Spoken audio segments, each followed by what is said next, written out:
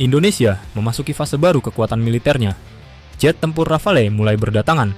Modernisasi TNI berjalan cepat. Anggaran pertahanan terus meningkat. Namun satu pertanyaan besar muncul.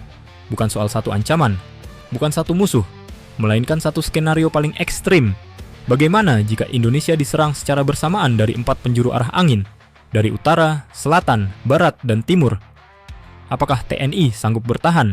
Atau justru kewalahan menghadapi perang multifront modern? Analisa ini bukan sensasi. Ini adalah simulasi realistis berdasarkan kekuatan TNI tahun 2026 dan karakter perang modern hari ini.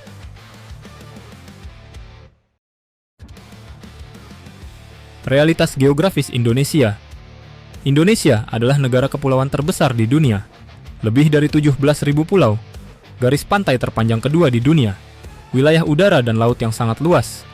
Kondisi ini adalah keuntungan defensif, tetapi sekaligus tantangan terbesar. Jika diserang dari satu arah, TNI bisa memusatkan kekuatan. Namun jika ancaman datang dari 4 arah sekaligus, maka yang diuji bukan hanya senjata, melainkan sistem komando, kecepatan respons, dan logistik nasional. Perang modern tidak memberi waktu lama untuk beradaptasi.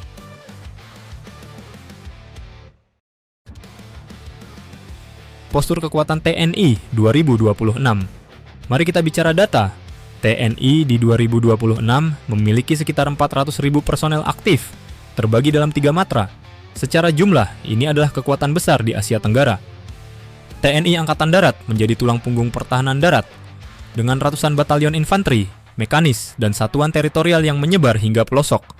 TNI Angkatan Laut menjaga jalur laut strategis, didukung kapal permukaan, kapal selam, dan armada patroli. Namun harus mengawasi wilayah laut yang luar biasa luas. TNI Angkatan Udara mulai memasuki fase transformasi. Rafale generasi 4,5 memperkuat kekuatan udara. Namun jumlah pesawat tempur Indonesia masih terbatas jika dibandingkan dengan kekuatan besar dunia. Artinya, secara kekuatan dasar, TNI solid. Namun pertanyaannya bukan kuat atau tidak, melainkan cukup atau tidak untuk perang 4 arah sekaligus. Skenario serangan dari utara. Arah utara adalah kawasan paling sensitif. Laut terbuka, jalur perdagangan, dan wilayah udara yang ramai. Dalam skenario konflik, ancaman dari utara biasanya berbentuk tekanan udara jarak jauh, patroli agresif, dan dominasi laut.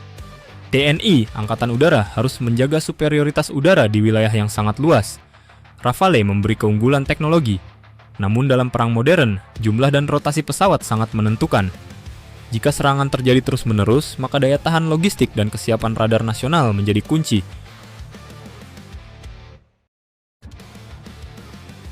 Serangan dari selatan dan barat.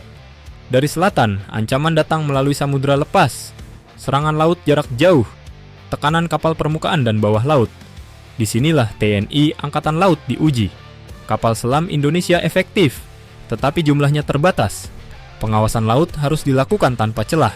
Sementara dari barat, ancaman cenderung asimetris. Bukan invasi besar, melainkan gangguan jalur logistik, sabotase, dan tekanan berlapis. Perang modern tidak selalu datang dengan armada besar, kadang datang dalam bentuk yang tidak terlihat.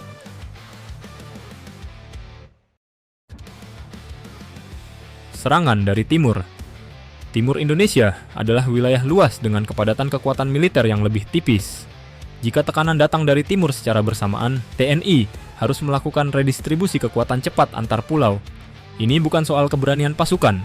Ini soal waktu, jarak, dan transportasi strategis. Indonesia kuat dalam pertahanan teritorial jangka panjang. Namun dalam fase awal perang multifront, wilayah timur menjadi salah satu titik paling menantang.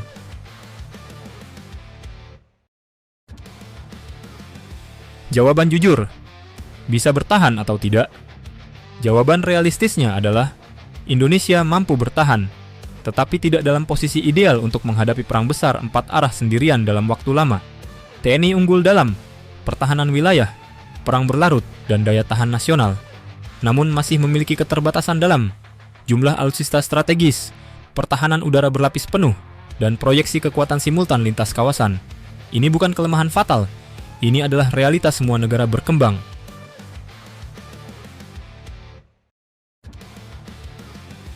Aktor penentu sebenarnya Dalam perang modern, yang menentukan bukan hanya senjata, yang menentukan adalah integrasi sistem darat, laut, udara, siber, dan intelijen. Kecepatan pengambilan keputusan, serta posisi geopolitik Indonesia itu sendiri. Indonesia tidak dibangun untuk perang agresif. Indonesia dibangun untuk mencegah perang itu terjadi.